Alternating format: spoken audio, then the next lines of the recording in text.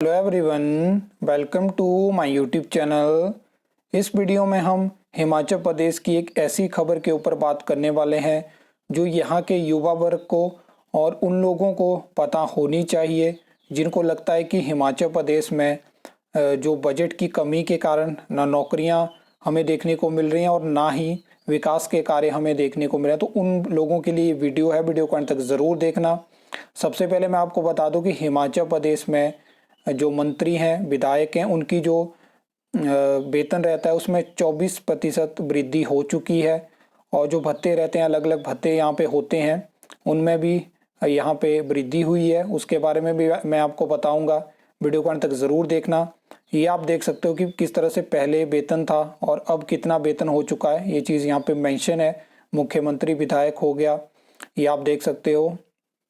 एक चीज़ मैं आपको बता दूं कि अभी आपने पिछले साल वो खबर देखी होगी जहां पे टेलीफोन भत्ते के रिगार्डिंग जो बहुत सारी आवाज़ लोगों ने उठाई थी कि वो इतना क्यों है, तो उसमें भी क्या हुआ है कि उसको हटा दिया गया। लेकिन जो कार्यालय भत्ता होता है वहाँ पे इंक्रीमेंट हुआ है और वो 30,000 से 90,000 के पास पहुँच चुका है।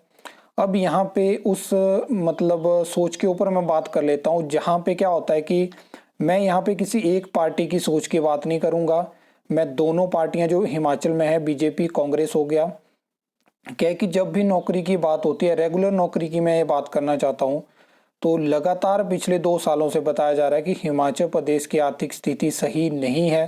तो क्या अगर हिमाचल प्रदेश की आर्थिक स्थिति सही नहीं है तो इस दौरान ये चीज़ें करना ज़रूरी था।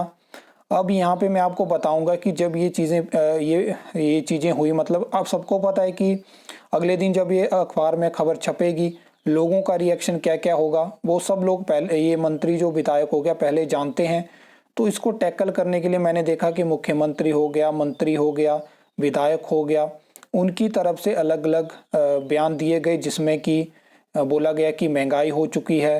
लास्ट टाइम पे जो वेतन था वो 2017 में बढ़ाया गया था।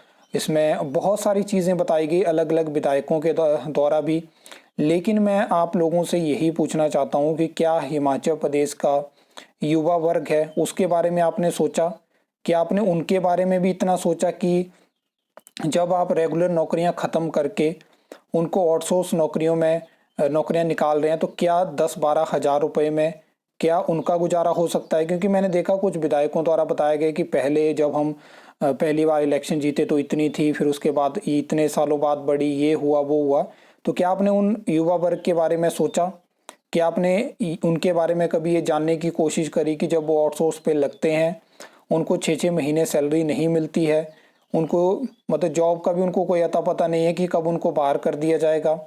क्या आपने कभी सोचा कि हिमाचल प्रदेश जल शक्ति विभाग में जो पैरा वर्कर्स हैं उसमें कितनी सैलरी मिलती है और कितने टाइम बाद सैलरी दी जाती है? अब यहाँ पे बात कर लेते हैं कि रेगुलर नौकरियों के बारे में सरकार बात करती है कि मतलब एक प्री डिफाइंड बजट में सरकार मेंशन कर सकती है कि हम इस साल में ये नौकरियां देंगे। लेकिन अब तो ऐसा हो चुका है कि कांग्रेस सरकार के कार्यकाल में कि जो बजट में नौकरियां मेंशन होती हैं वो भी हमें देखने को नहीं मिलती हैं। अगर यहाँ पे अगर हम बात करें तो हिमाचल प्रदेश में जो युवा वर्ग है, अब सबकी स्थिति ऐसी नहीं होती है कि वो स्टेट के बाहर जा सकें। कुछ 10-20% लोग तो ऐसे होते हैं जो कि स्टेट के बाहर नहीं जा सकते हैं, बाकी लोग जा सकते हैं, उनके पास अलग अलग अपॉर्चुनिटीज़ भी होती हैं। अब सरकार उस तरह से सोचेगी कि एक सरकारी नौकरी की तैयारी करना उतना आसान नहीं होता है कभी भी। ये जो जर्नी है इसमें आपको बहुत सारी चीज़ें झेलनी पड़ती हैं। सबसे पहले तो मैं बहुत सारे लोगों को यही बताता हूँ जो मुझे मैसेज करते हैं कि इस तरह से, कि मैं बताता हूँ कि यहाँ पे क्या होता है कि एक एग्ज़ाम देने में, उसकी तैयारी करने में, रिज़ल्ट आने में, ज्वाइनिंग होने में 2-2 3-3 साल निकल जाते हैं। और यहाँ पे जो भी स्टूडेंट इस दौर में सिर्फ एक एग्ज़ाम के ऊपर, मतलब किसी एक कैटेगरी ऑफ पोस्ट के ऊपर डिपेंडेंट है, उनका तो यहाँ पे फ्यूचर ख़राब हो चुका है। अब यहाँ पे मैंने इस वीडियो में बहुत सारी चीज़ों के ऊपर बात करी, हो सकता है कि बहुत सारे लोग एग्री ना हो, लेकिन मेरा मेन मोटिव यही था कि जब भी नौकरी की बात आती है तो बजट आड़े आ जाता है, लेकिन जब विकास कार्यों की बात आती है तब भी बजट आड़े आता है। लेकिन जब इस तरह के फैसले लिए जाते हैं जहाँ पे फ्री की स्कीम्स हो गया और सैलरी बढ़ाई जा रही है अपनी, तो इस दौरान क्यों बजट आड़े नहीं आता है। अब जब बजट के अनाउंसमेंट हुई उसके बाद बोला गया कि ये तो बोल दिया गया बजट के लिए पैसा कहाँ से आएगा। लास्ट टाइम के बारे में बात करी गई कि उसमें भी 7-8 हज़ार करोड़ रुपए कम जो मेंशन होता है ना, जैसे कि बजट में कि यहाँ से पैसा आएगा, तो 7-8 हज़ार कम वहाँ पे बजट में जो पैसा था वो आया था। लेकिन अब यहाँ पे एक चीज़ होती है कि सरकार को भी देखना होगा कि किस तरह से यहाँ पे स्टेट का रेवेन्यू जो है वो इंक्रीज किया जा सकता है, किस तरह से एक्सपेंडिचर कम किया जा सकता है।